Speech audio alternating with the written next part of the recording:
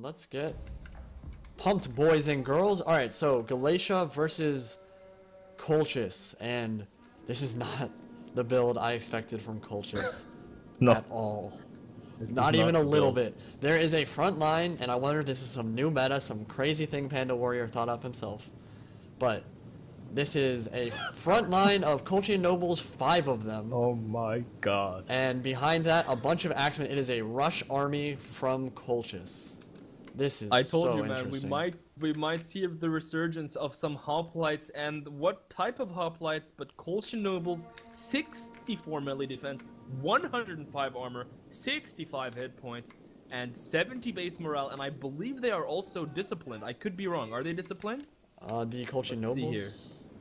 Yeah, they are. Yeah, they are disciplined. They are disciplined, so they don't care if your general dies. They will fight. Their morale won't really lose anything. And they are supported by a line of just standard axemen. And look at this. 6 units of noble blood cap. So Panda Warrior is going pure power build here. No skirmishers required. Pure Colchis power build. I have never seen this before, ever. I love seeing it. It's awesome. Thank you, Panda. So what I think he's going to do, and I could be wrong, and it's what he's doing right now, I think he's going to set up shop in these woods because there are some skirmishers and Galatian raiders on the field for AggonyDuck. And I think he's just going to kind of set up shop there and let Duck come to him. Now, do you have to leave the woods if you're not skirmishing? Or can he just sit there and camp it because AggonyDuck is supposed to be the attacker and the map picker? Duck is the attacker, so he is the one who should be taking the action forward if things get stale. But I don't think Panda Warrior is thinking about that. He's just moving from one. He's like frog leaping through these trees, basically. Gonna jump here. And Colchian nobles, by the way, look so badass. Like especially the ones with the wings on their helmets, they look so cool. They're so cool. they're so cool. They even have like really interesting stats. If you look at their weapon damage stats, I think they have more weapon damage than most spear units. I'm sure the Spartan. It's 8. Yeah, it's okay. 8. Okay. It's standard. But still though, 22 base damage is pretty insane. But they're gonna be struggling against the high armored units, the high armored Galatian legionnaires. But they might actually do really well against Galatian swords, just looking at the stats. But what does AggonyDuck do here? I don't know. I mean, it's weird because I'm sure Duck went into this saying, "Oh, I for sure have the melee advantage. If I enter melee combat, I can win." But I'm not sure that's true in this game. If Galatian legionnaires go 1v1 versus Colchian nobles, Colchian nobles might win. If they're in hoplite, well, I think they do win for sure. I don't know. I don't know. They might hold for a while, but again, a normal hoplite's gonna hold for a while. Colchian nobles are gonna kill stuff. I don't know that they're gonna win, but look, if he does manage to engage the line of Colchian nobles face to face, those just normal Galatian swords, they're gonna go around. They're gonna kill the axemen. And they're gonna start getting in around the side of the Colchian nobles. What Panda's doing here is phenomenally smart. He is placing some of his axemen at the front, leaving some on the flanks. And what he's gonna do is, look, he's facing off with the Galatian swords, not the Galatian legionaries. He wants to engage the Galatian swords, prevent them from having that flanking capability, and then he's gonna use his Colchian noble line to try and slow down the Galatian legionaries while using his cav and his reserve axemen to get some flanking done on this Galatian line. Yeah. So if this works out for him, he might have a chance, but at the same time, it's gonna need for AggonyDuck to be pretty static. And look at this line, man. Like it's large. It is large. It's a large line. I think that as an anvil, there are very few units in the game that can probably perform as admirably as a Colchian noble. Of course, Royal Spartans and a couple other heavy spears, but they are super tanky. Super tanky, yeah. But like with these noble blood cavalry, like with all this cavalry on the field, he can absolutely get around the flank, win any cav fight he takes, and if he gets around and starts hammering and anviling while Galatian legionnaires engage Colchian nobles, I think he's just gonna straight up win the game. I like this build a lot from Panda. It's just not something I think even Duck would have expected at all. And yeah, some people in the Twitch stream are saying that they think Panda has the advantage. 1 second.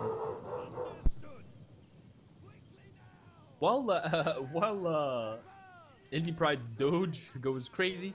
I just want to point out that this one unit of a light horse is pretty much going to be useless.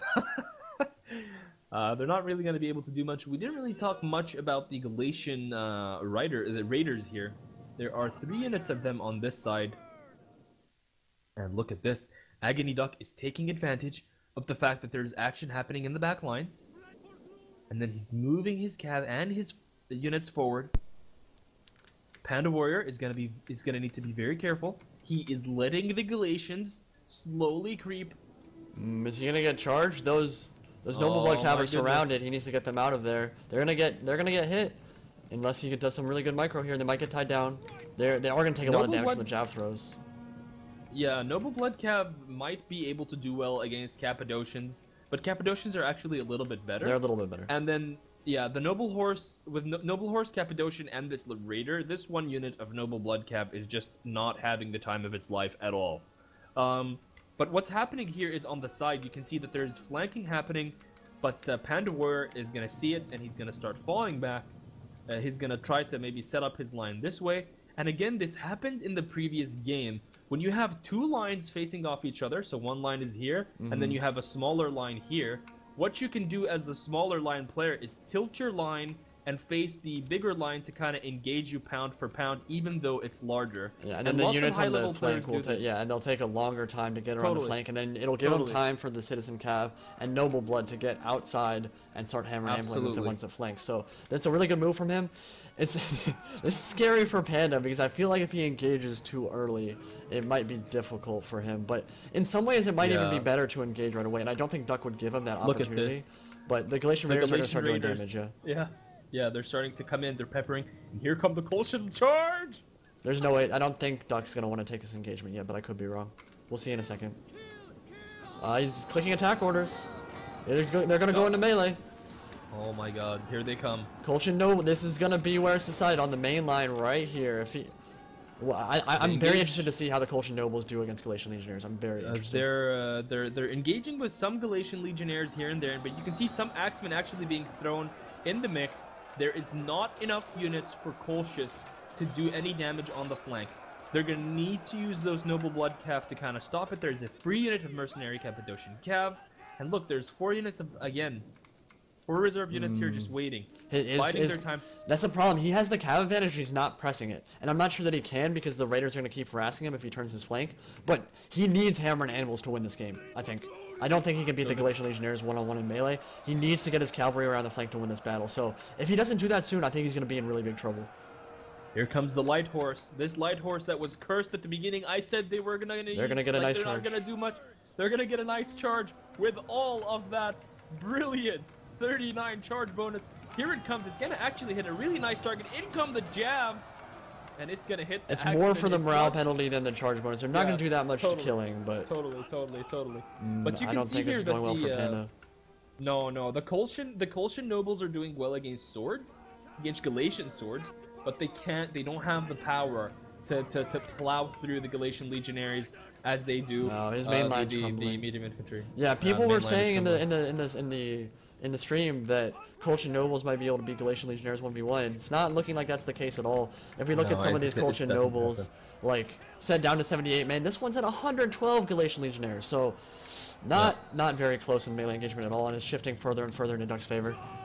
I think what Panda was trying to do is he was trying to catch Duck off guard and charge him, because if you charge the sword unit without he just got a hammer and anvil, by the way, in the center here. That was big. It loses the charge bonus. Who did? Panda got a really good hammer and anvil off on the Galatian Legionnaires in the center, but it's in the woods, so it's not going to do as much as he wanted. His cavalry's routing. Yeah. He's in trouble.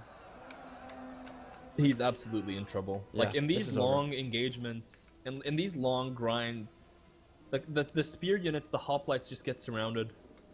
Sword rush meta wins again, boys. It was a really good idea from Panda. I really liked it. I think the issue he had in this game is he needed hammer and anvils and he couldn't get them around the flank at all. And I think that was partially due to Duck's really good play and positioning. He had some cavalry, a noble horse, I think, and some Galatian raiders over on that side and just prevented the noble blood from getting around, and they need to get into the rear to do a lot of damage, and they weren't able to. Absolutely. Really good play from Duck. Really good build. I mean, it's very similar to what we've seen all the time. But props to Panda Warrior for bringing this build in a tournament where there's money on the line. Like, that's awesome. Like, Yeah, it was awesome to see that. He was trying something. I think the idea might have worked had he changed the army around a little bit, but then again, Galatia is such a powerful pick on in online competitive games right now. It is. This build, the sword meta game with skirmisher cav and a few strong medium cav units, it's just very, very powerful. I think if Colchis had spears that cost a little bit less, that were a little bit more cost effective, they might be able to stand up to Galatia. But as you saw there, really good play from the winning player, Ducky. And he is going to advance to the finals of this tournament. Indeed. You can see the Duck has apparently now chosen to withdraw out of this forest. Yeah, he just fell out. I guess Panda was like, okay, you want to stay here? I'm just going to pull units out and just do this. And now Duck is forced to keep running back, but I wonder what's going through Duck's head at this point. What is he thinking to himself? He obviously probably realizes that his build is probably a little bit on the weak side. I don't think it's weak. I think it's very strong.